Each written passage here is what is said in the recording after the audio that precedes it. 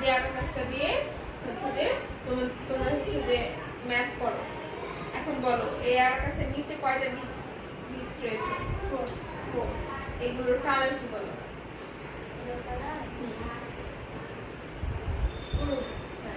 হলুদ আর কালো। এগুলোর নিচের গুলোর মান কত করে? এক একটা 1 করে। আর উপরে কয়টা বিট? +2 +5 +5 বলেছি। অ্যানসার